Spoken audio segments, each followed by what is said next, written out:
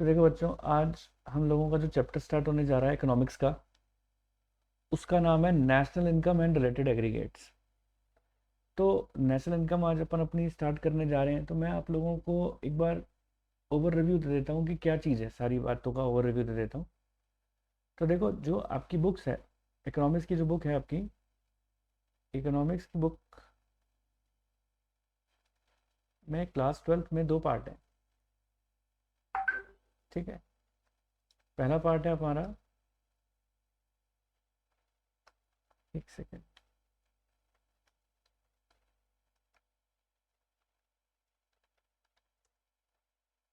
पहला पार्ट जो है देखो वो हमारा, वो किसके ऊपर है, वो है मैक्रो इकोनॉमिक्स।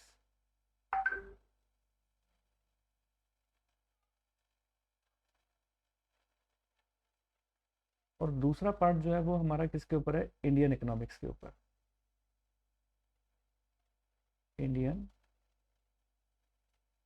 इकोनॉमिक्स। ठीक है। तो हमें क्या क्या पढ़ना है, मैक्रो इकोनॉमिक्स और इंडियन इकोनॉमिक्स। तो सबसे पहले मैं आपका क्या स्टार्ट करने जा रहा हूँ, मैक्रो इकोनॉमिक्स। तो हेडिंग डालो, मैक्रो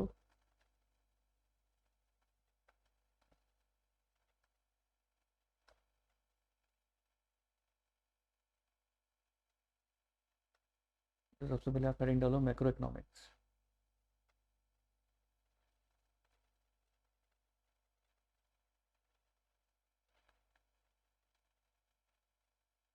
ठीक है। तो देखो, इसके अंदर जो हमारी पहली यूनिट है ना, जो मैं आपको पढ़ाने जा रहा हूँ, वो किसके ऊपर है, नेशनल इनकम के ऊपर।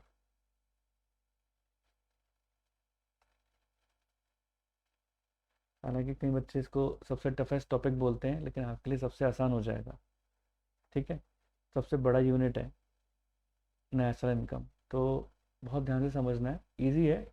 लेकिन इसके अंदर बेसिकली आपके तीन चैप्टर हैं। पहला चैप्टर है circular circular flow of income. ठीक है। दूसरे चैप्टर का नाम है national income and related aggregates. National income and related aggregates. ठीक है। और तीसरा है हमारे पास क्या, method of measuring national income.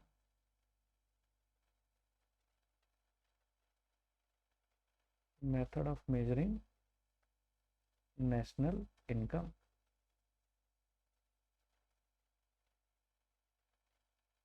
ठीक है। तो आपकी बुक के अंदर जो सर्कुलर फ्लो ऑफ इनकम दे रखा है, national income and related aggregate second chapter है, फिर ये थर्ड है। लेकिन हमारा सीरियल ऑर्डर कैसा रहेगा, मैं सबसे पहले आपको कराऊंगा मेथड, ये national income and related aggregates, फिर कराऊंगा मैं आपको सर्कुलर फ्लो, और थर्ड पॉइंट पे मैं आपको कराऊंगा method of measuring national income. तो चलिए, सबसे पहले हम अपनी हेडिंग डाल देते हैं, national income and related aggregates. National income and related aggregates.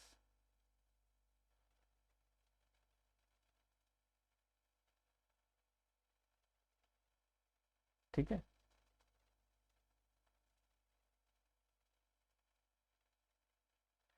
डाल दिया सभी बच्चों ने heading, national income and related aggregates.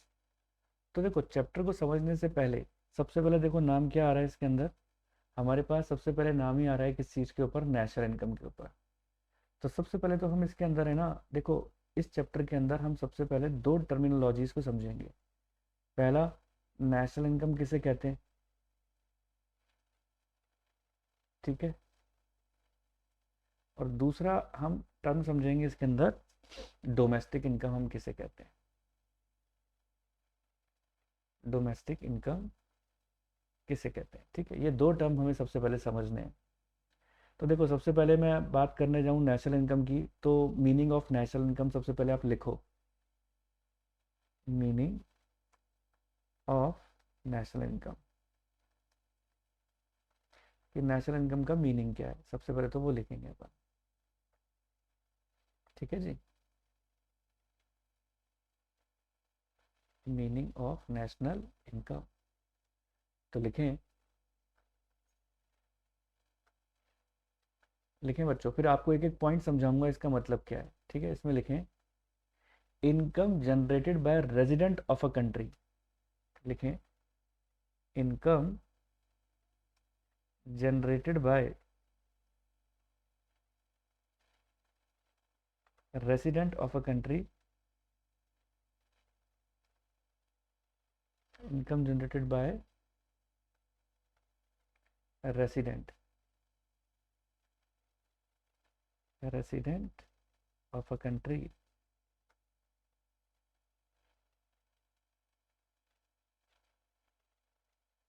ठीक है, income generated by resident of a country within और आउटसाइड द इकोनॉमिक टेरिटरी। ठीक है, विद इन, विद इन और outside, outside the economic territory.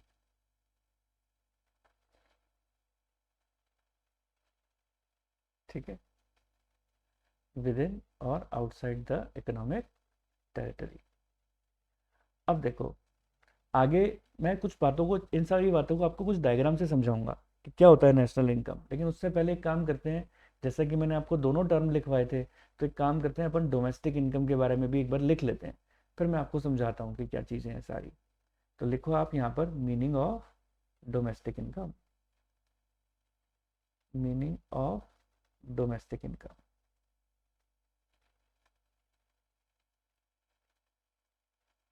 ठीक है,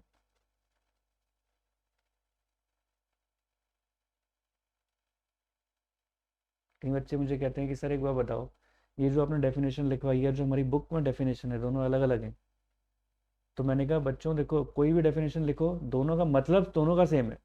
आपकी बुक की डेफिनेशन को भी मैं पढ़वा दूंगा आपको, आपको वो लैंग्वेज और इस लैंग्वेज के अंदर दोनों का मतलब बिल्कुल सेम है। आप कैसे भी लिखो, दोनों का मीनिंग आपको सेम ही मिलेगा। लेकिन आपको सबसे पहले इसका मैं मतलब समझा देता हूँ, वर्ड टू वर्ड मतलब समझा देता हूँ, फिर चाहे वो वाली डेफिनेशन लिखना या ये वाली लिखना। कहीं बुक राइटर में अंदर तो यही सेम टू सेम डेफिनेशन लिखी है जो मैंने बताई है, कुछ राइटर्स के अंदर हो सकता है कि अलग हो, तो वो अलग केवल लैंग्वेज का फेर है, चीज़ वही की वही है। ठीक है, तो अब आप डोमेस्टिक इनकम का भी मीनिंग लिख लें। इसमें लिखें income generated within the economic territory, income generated within the economic territory, within the economic territory.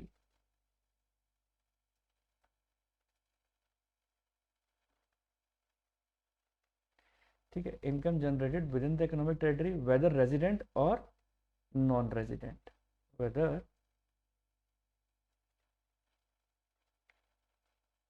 Weather की जगह लिखो बाय रेजिडेंट और non resident, by resident of a country और non resident of a country.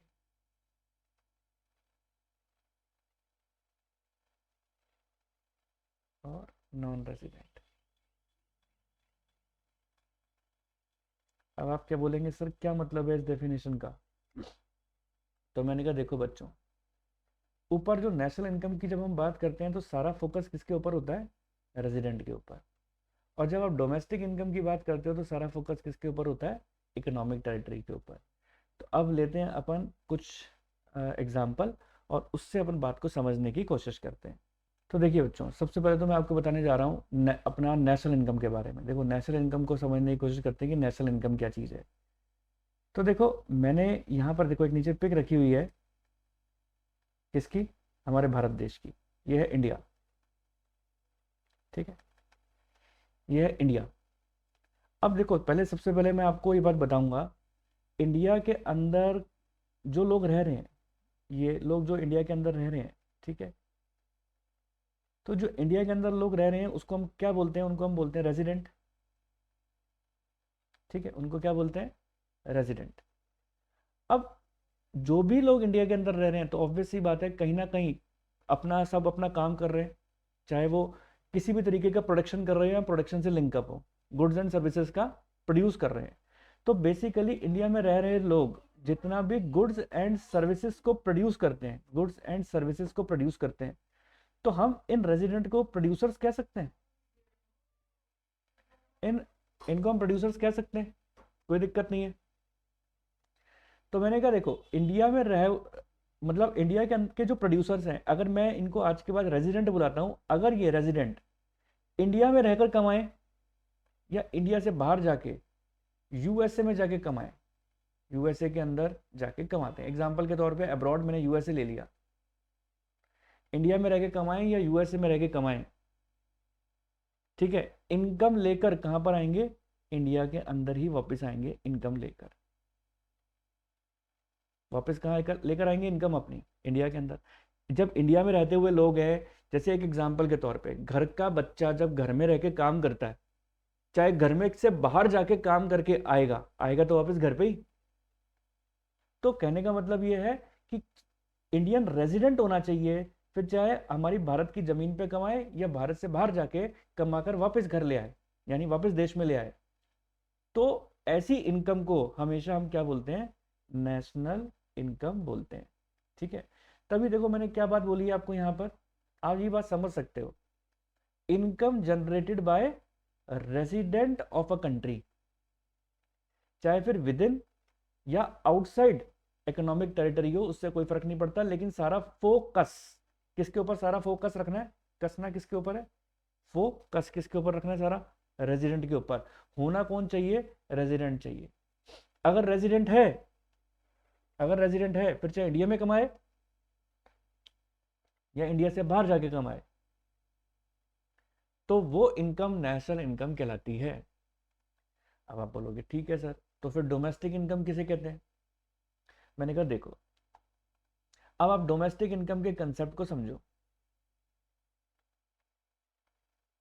Domestic income, ठीक है।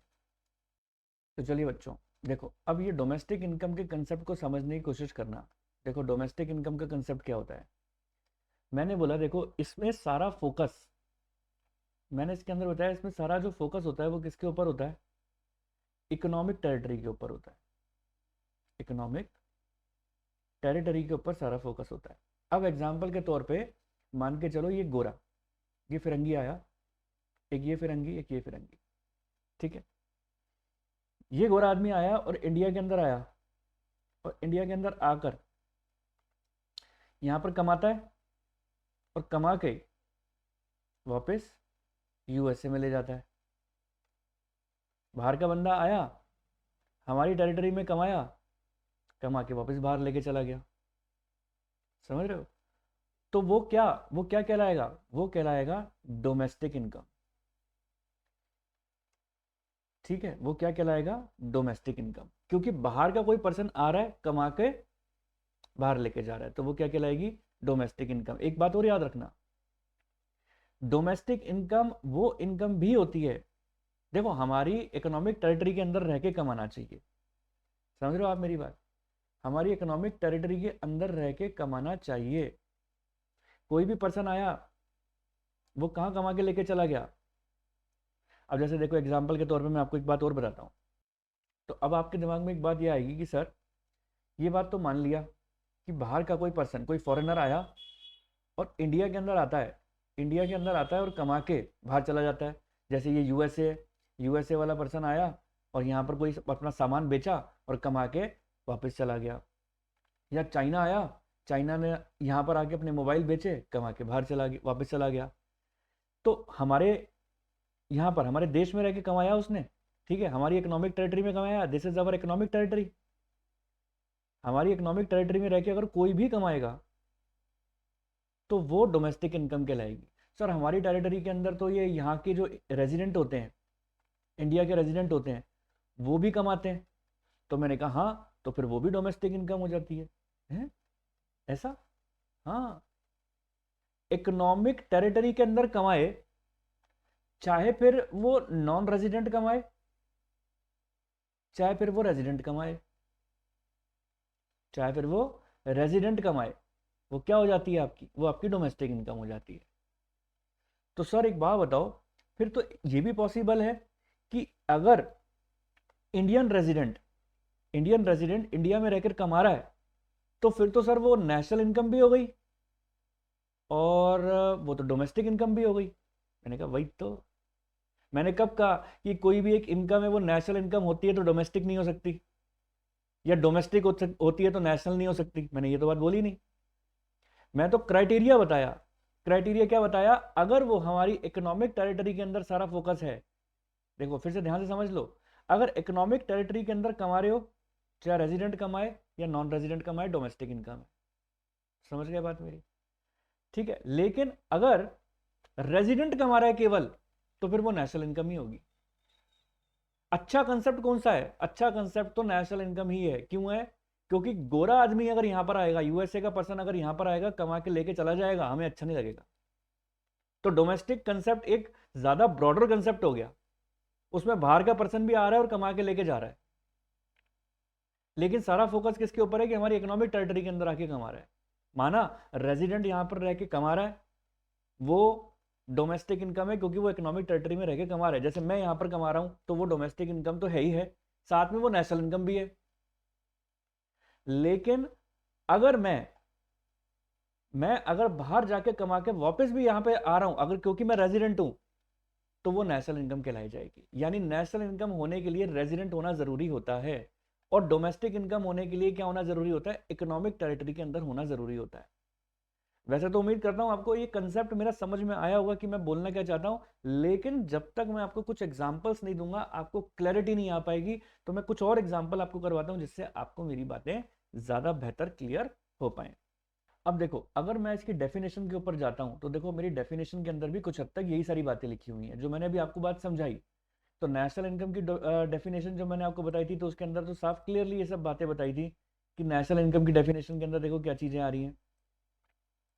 मेरी national income की definition के अंदर आप देख सकते हो कि मैंने आपको जो लिखवाया था, वो लिखवाया था income generated by resident of a country within और आउटसाइड। तो यहाँ आप डायग्राम पे साफ पता लगा कि रेजिडेंट था, चाहे इंडिया में रहकर कमाएगा या इंडिया से बाहर जाके कमाएगा, वापस इंडिया के अंदर ही आएगा, तो वो क्या कहलाती है? हमारी नेशनल इनकम कहलाती है। और डोमेस्टिक इनकम के अंदर देखो डेफिनेशन में क्या लिखवाया, इनकम जनरेटेड विद इन, पूरा लिखो उसको, with in the economic territory. यानी सारा फोकस किसके ऊपर दिया मैंने?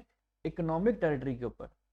चाहे कोई कमाए, बाय रेजिडेंट कमाए ऑफ अ कंट्री और non resident of a country, चाहे हमारी कंट्री का रेजिडेंट कमा रहा है या नॉन रेजिडेंट कमा रहा है, यानी हमारा जो भारत में रहने वाला रेजिडेंट कमा रहा है या यूएसए से आगे कोई कमा के जा रहा है, दोनों केस के अंदर ही क्या होगा?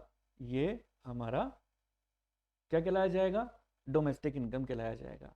यानी एक पर्टिकुलर इनकम याद रखना जो रेजिडेंट ने कमाई है इंडिया में रहते हुए, वो डोमेस्टिक इनकम भी होगी और वो नेशनल इनकम भी होगी। बच्चों को बहुत कंफ्यूजन हो जाता है इस बात का, वो कहते हैं सर कोई इनकम डोमेस्टिक है तो वो नेशनल नहीं होगी, नेशनल है पर डोमेस्टिक नहीं होगी। ऐसा नहीं है, एक पर्टिकुलर इनकम डोमेस्टिक नेशनल दोनों भी हो सकती हैं। क्राइटेरिया पूरा होना चाहिए बस।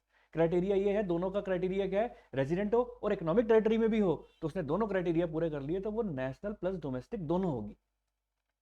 सर एग्जाम्पल कराओ। मैंने कहा आपने मेरे मुंह की बात छीन ली, मैं आपको एग्जाम्पल कराऊंगा, तो लिखो फिर।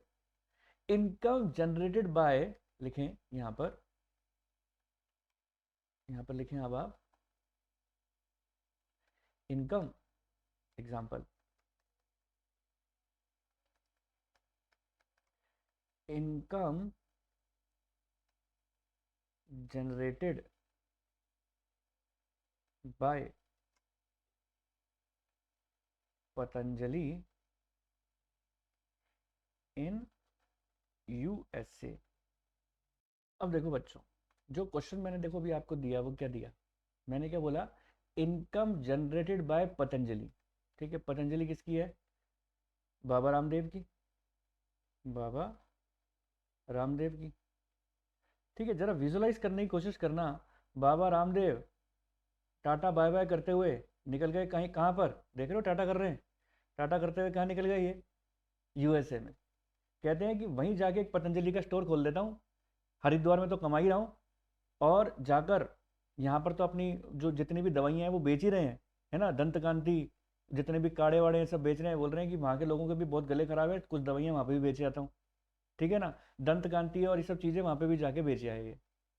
और बेच के क्या वहाँ पर बस थोड़ा जाएंगे, ये तो हरिद्वार से ही प्यार करते हैं, तो वापस कहाँ पर आएंगे, हरिद्वार में। तो वापस इनको आना कहाँ पर है, हरिद्वार। लेकिन income generated bye Patanjali, Patanjali ने इनकम जनरेट किए कहाँ पर जाके, यूएसए में। यूएसए से कमा के वापस आ गए, रिटर्न होकर आ गए वापस। रिटर्न होकर तो आना ही है साहब। क्यों? क्योंकि वो रेजिडेंट है, मोदी जी के खास हैं ये रेजिडेंट, है ना। योगा को फैला दिया इन्होंने खूब। तो कहने का मतलब क्या है, अगर ये रेजिडेंट है, कहाँ कमाया रेजिडेंट ने, इंडिया में कमाया कमाया या इंडिया से बाहर जाके कमाया, सॉरी तो यूएसए में जाके कमा कर आए, इंडिया में कहाँ कमाया है। लेकिन मैंने कहा है तो यहीं कहीं, इंडिया के बेटे समझते हैं अपने आप को ये कि खूब कमाऊंगा, यहाँ पर हिंदुस्तान को कमा कमा के दूंगा, स्वदेशी अपनाओ, है ना। मोदी जी भी कह रहे हैं वो वोकल फॉर लोकल। तो कह रहे हैं मेरे मेरा प्रोडक्ट खरीदो, दंत कांति खरीदो, बाहर के प्रोडक्ट मत खरीदो, हिंदुस्तान में लेकर आऊंगा सारे पैसे को, है ना। तो मेक इन इंडिया को प्रमोट कर रहे हैं खूब, और करना भी चाहिए, हमारा पैसा बाहर क्यों जाए। तो ये जो कमा रहे हैं, क्या ये नेशनल इनकम होगी क्या, मेरा सवाल का जवाब ये, क्या ये नेशनल इनकम होगी क्या, क्या ये नेशनल इनकम होगी क्या। सर मैंने कहा बोलो बोलो। सर रेजिडेंट ने कमाया है, हम तो सिर्फ इतनी सी बात जानते हैं कि रेजिडेंट ने कमाया है, बाबा रामदेव तो रेजिडेंट है, तो नेशनल इनकम तो है। मैंने पूछा बच्चों बताओ क्या ये डोमेस्टिक इनकम भी है क्या। अब आप बोलोगे कि सर क्राइटेरिया तो ये बताया था आपने कि वो होना चाहिए इकोनॉमिक टेरिटरी के अंदर, यानी हमारी डोमेस्टिक टेरिटरी के अंदर कमाई हो रही है। सर हमें हमारा भारत देश का जो मैप नहीं दिख रहा, हमें तो किसका मैप दिख रहा है अभी, यूएसए का। तो सर यूएसए में जाके कमाकर वापस इंडिया में आ रहे हैं, लेकिन इंडिया में रहकर नहीं कमा रही है, यूएसए में एक पतंजलि स्टोर खोला है। तो सर ये इकोनॉमिक टेरिटरी के अंदर तो नहीं है, तो डोमेस्टिक इनकम नहीं होगा, नहीं होगा, नहीं होगा। आपके क्वेश्चन आएंगे बोर्ड एग्जाम में कि income generated bye Patanjali in USA, बताओ नेशनल इनकम की डोमेस्टिक इनकम। झट से पता लग जाएगा आपको कि अगर वो रेजिडेंट है, अगर वो रेजिडेंट है तो नेशनल इनकम तो है, बात पक्की हो गई, मोहर लग गई उसके ऊपर। लेकिन अगर हिंदुस्तान की जमीन पर नहीं कमाया तो फिर डोमेस्टिक इनकम नहीं हो सकती। तो उम्मीद करता हूं बात, ये वाला एग्जाम्पल आपको अच्छी तरीके से मेरी बात समझ में आई होगी कि मैं कहना क्या चाहता हूं, है ना। चलो, तो देखो बच्चों, अब देखो बात यहां पर आती है कि अगर मैं आपसे देखो बात बोलता हूं कि एक दूसरा एग्जाम्पल लेके चलते हैं, एक और एग्जाम्पल लिखो, एग्जाम्पल नंबर 2, एग्जाम्पल नंबर 2। अब इस एग्जाम्पल के अंदर हम क्या चीज समझने जा रहे हैं, लिखो आप इनकम जनरेटेड बाय पतंजलि, लिखो income generated bye Patanjali from Patanjali store, from Patanjali store in Haridwar, from Patanjali store in Haridwar. अब देखो बच्चों, अब आप सब बच्चों को ये सब सामने समझ में आ रहा होगा सारी चीजें। देखो क्या है, इनकम जनरेटेड बाय पतंजलि, यानी बाबा रामदेव के द्वारा इनकम जनरेट की जा रही है, बाबा रामदेव के द्वारा। अब की बार ये टाटा बाय बाय तो कर रहे हैं, लेकिन टाटा बाय बाय कहाँ रह के कर रहे हैं, ये हरिद्वार में रह के ही कर रहे हैं, ठीक है। ये कह रहे हैं कि साहब मैं अब हरिद्वार में ही हूँ, देख रहे हो आप सामने पतंजलि योगपीठ कहाँ पर है, हरिद्वार में लिखा हुआ ना सामने, हरिद्वार। तो अब हरिद्वार कहाँ पर है, हरिद्वार इंडिया के अंदर ही तो है। पतंजलि स्टोर इनका कहाँ पर है, हरिद्वार के अंदर। अब बाबा रामदेव अगर हरिद्वार में रह के कमा रहे हैं, तो आपसे पूछा जाए कि बताओ कि ये नेशनल इनकम है क्या, तो आप बोलोगे सर क्राइटेरिया चेक करेंगे। क्या क्राइटेरिया चेक करेंगे कि ये रेजिडेंट होने चाहिए। रेजिडेंट है क्या बाबा रामदेव, क्या रेजिडेंट है क्या, बिल्कुल, चाहे हरिद्वार में रहे चाहे यूएसए में रहे, रेजिडेंट तो ये रहेंगे, ठीक है, ये रेजिडेंट तो रहेंगे। तो यानी नेशनल इनकम तो है, क्योंकि रेजिडेंट के द्वारा इनकम जनरेट हो रही है। अब सवाल ये उठता है कि क्या ये डोमेस्टिक इनकम भी है, क्या ये डोमेस्टिक इनकम है। तो डोमेस्टिक इनकम के अंदर तो हमारी इकोनॉमिक टेरिटरी बोलो या डोमेस्टिक टेरिटरी बोलो, दोनों का मतलब एक ही होता है, इकोनॉमिक टेरिटरी या बोलो डोमेस्टिक टेरिटरी, एक ही बात होती है। क्या हमारी डोमेस्टिक टेरिटरी के अंदर इनकम जनरेट हुई है? हरिद्वार कहाँ पर है? इंडिया के अंदर ही तो है। तो हमारी डोमेस्टिक टेरिटरी के अंदर इनकम हमारी जनरेट हुई है। तो जब डोमेस्टिक टेरिटरी के अंदर इंडियन ये इनकम हमारी जनरेट हुई है, तो इसका मतलब क्या हो गया? तो इसका मतलब हो गया कि ये डोमेस्टिक इनकम भी है। तो national income plus domestic income दोनों है। तो कोई एक इनकम ऐसा नहीं है कि नेशनल होगी तो डोमेस्टिक नहीं हो सकती, डोमेस्टिक होगी तो नेशनल नहीं हो सकती, ऐसा क्राइटेरिया बिल्कुल नहीं है। अगर उन्होंने जो भी आपकी केस है, अगर उस केस के अंदर रेजिडेंट है और इकोनॉमिक टेरिटरी के अंदर रह के कमा रहा है, तो नेशनल इनकम के साथ साथ प्लस डोमेस्टिक इनकम भी हो जाएगी। तो उम्मीद करता हूँ ये पॉइंट आपको अच्छी तरीके से समझ में आया होगा। सर मैंने कहा बोलो बोलो। सर आगे बताओ। मैंने कहा देखो, ये बात तो अब आपको समझ में आ चुकी है कि नेशनल इनकम का मतलब क्या है, डोमेस्टिक इनकम का मतलब क्या है, ये बात मैंने आपको क्लियर कर दी। अब हमें क्या चीज़ पढ़नी है? देखो, अब नेशनल इनकम डोमेस्टिक इनकम का टर्मिनोलॉजी तो क्लियर है। अब हमें जो बात क्लियर करनी है ना, वो किसके ऊपर करनी है कि हम ये देखेंगे कि रेजिडेंट का मतलब क्या होता है। रेजिडेंट का मतलब क्या होता है? अब मैं आपको क्या समझाऊंगा कि रेजिडेंट का मीनिंग क्या होता है, किसको हम बोलते हैं कि ये पर्टिकुलर पर्सन रेजिडेंट है। ठीक है, तो मीनिंग ऑफ रेजिडेंट लिखवाने जा रहा हूं आपको मैं। तो पहले आप लिखें मीनिंग ऑफ रेजिडेंट, लिखो यहां पर मीनिंग ऑफ रेजिडेंट। तो इसके बारे में पूरी बात समझाता हूं। मीनिंग ऑफ रेजिडेंट लिखें।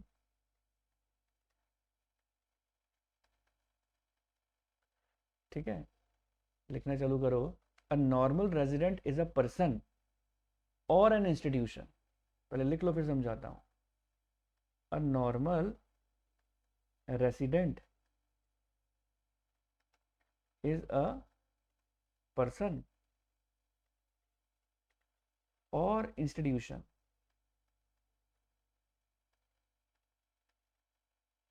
ठीक है, who ordinarily resides in the country, who ordinarily resides in a country। ठीक है, आगे लिखें। and whose center of economic interest and whose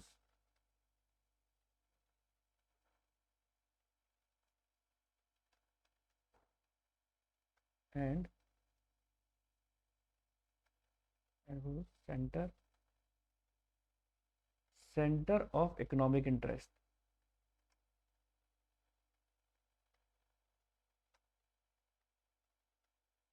lies within the country,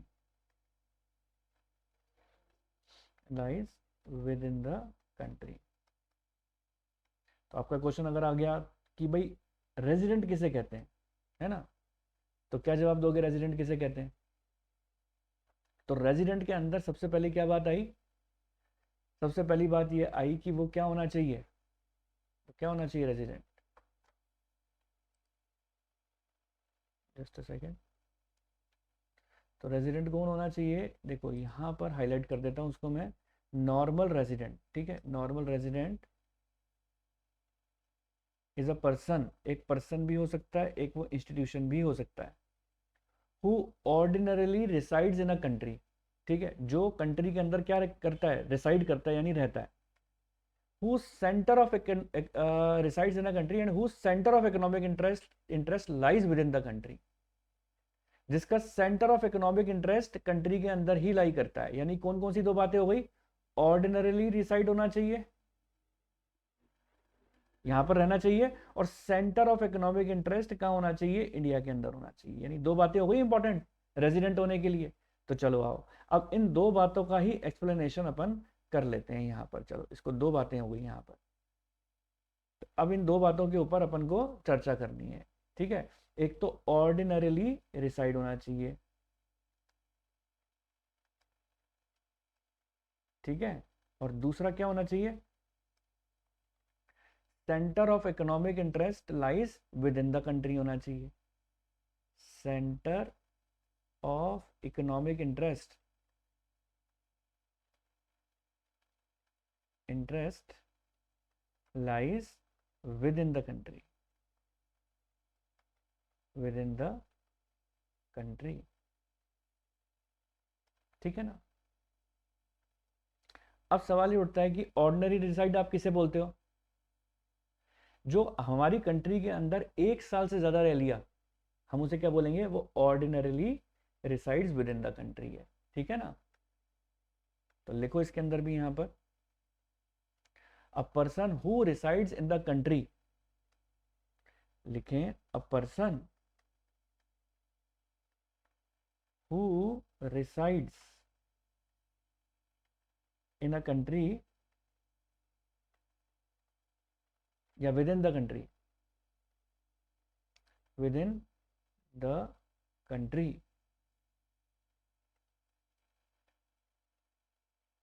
with in the country for more than 1 year, for more than 1 year, जो 1 साल से ज्यादा रह लिया, more than 1 year कंट्री के अंदर, उसको आप क्या बोलोगे? Ordinarily resides. समझ में आ गई बात? अब सेंटर ऑफ इकोनॉमिक इंटरेस्ट हम कब बोलते हैं? जब 2 कंडीशन को पूरा कर देता है वो।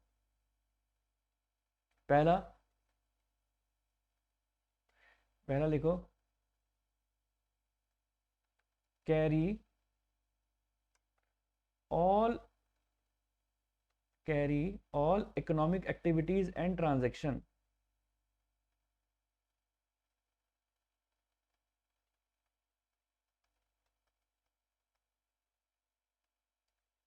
carry all economic activities and transaction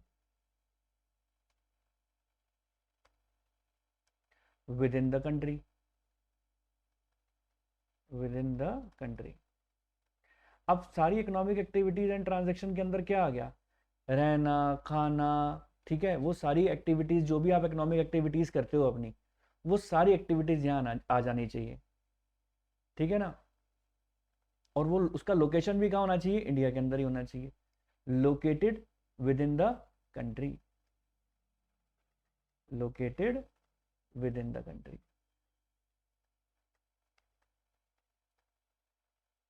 ठीक है बच्चों।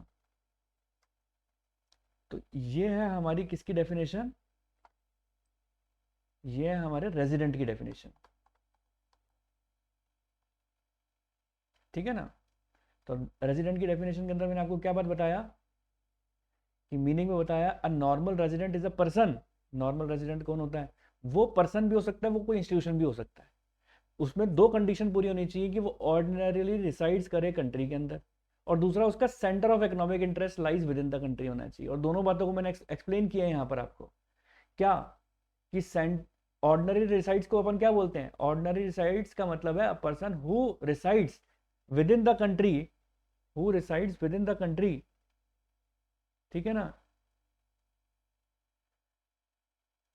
Who resides with in the country for more than 1 year. और यहां पर मैंने आपको क्या बताया? सेंटर ऑफ इकोनॉमिक इंटरेस्ट के अंदर कब बोलते हैं? इंडिया के अंदर है जब वो अपनी सारी carry all economic activities and transaction with in the country, सारी इकोनॉमिक एक्टिविटीज और ट्रांजेक्शन कहां पर करे? विद इन द कंट्री करे। और लोकेट उसको कहां होना चाहिए? विद इन द कंट्री के अंदर होना चाहिए। तो आप क्या बोलोगे कि वो कौन हो गया? रेजिडेंट हो गया। तो बीच में आप क्या निशान लगा दो? प्लस का निशान लगा दो। ये दोनों कंडीशन उसकी पूरी होनी चाहिए, तभी हम मानेंगे कि साहब वो कौन है? हमारा रेजिडेंट है। तो अब तक हमने सारी बातें पढ़ी कि रेजिडेंट किसे कहते हैं, नेशनल इनकम किसे कहते हैं, डोमेस्टिक इनकम किसे कहते हैं। उम्मीद करता हूं सबको अच्छी तरीके से ये सारे पॉइंट आपको क्लियरली समझ में आए होंगे।